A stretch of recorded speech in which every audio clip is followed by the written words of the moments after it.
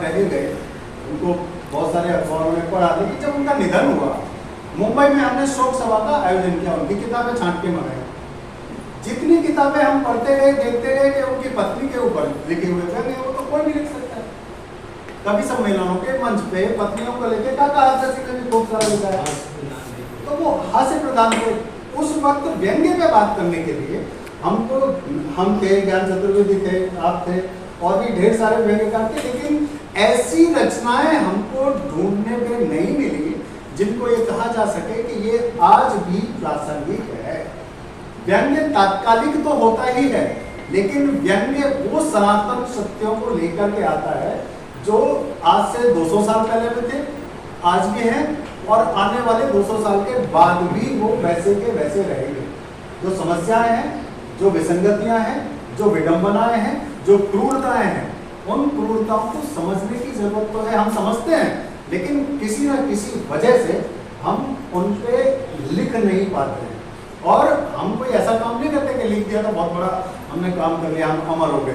कभी भी व्यंग्यकार अगर लिख रहा है ना, उसको अमर होने की कोई दिलचस्पी नहीं होती। आज लिखा, उसके बाद वो जनता का हो गया।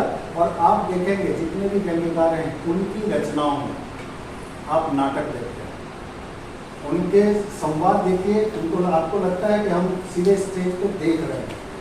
ये जो तत्परता है, ये जो निपुणता है, ये सिर्फ व्यंग्यकार में हो सकती है। व्यंग्य कभी खत्म नहीं हो सकता। सत्ता के प्रवाह के कारण थोड़े दिन के लिए कमजोर जरूर पड़ गया है।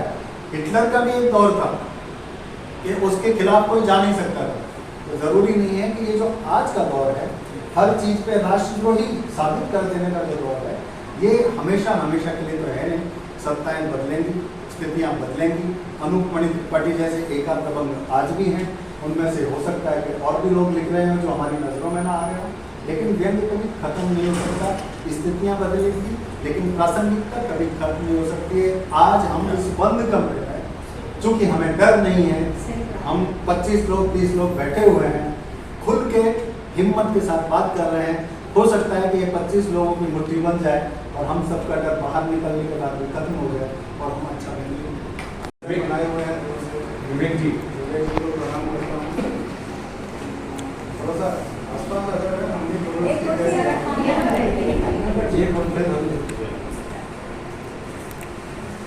जितेंद्र नाथ शर्मा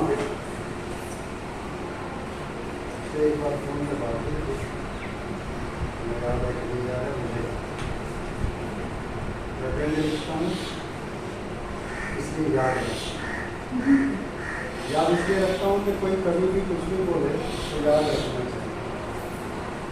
मैं जितनी देर से यहाँ बैठा हूँ तो मुझे लगता है व्यंग्य में सिर्फ दर्शनकर परसाई ही है, उसके अलावा कोई है ही नहीं। अगर उस तरह से देखें तो कबीर के बाद, कबीर जहाँ से शुरू होते हैं और कबीर जहाँ तक जाते हैं, उसके आसपास तक कोई पहुँच नहीं है। आज हमारे देश में जो शासन है, जिस तरह की सत्ताएं हैं, उस परिदृश्य में भक्तों की जमात, फॉलोअर्स हैं। जब फॉलोअर्स होते हैं तो परसाई जी को डर नहीं लगा था कि उनकी टांग टूट जाएगी, पर आज के व्यंग्यकार को डर लगता है कि अगर उसने कुछ लिख दिया तो वो राष्ट्रद्रोही घोषित होगा। सुनकर देखो, सुनकर देखो, सुनकर देखो जी। ममता राहुल मोदी बोले, लिखे जितेंद्र जी।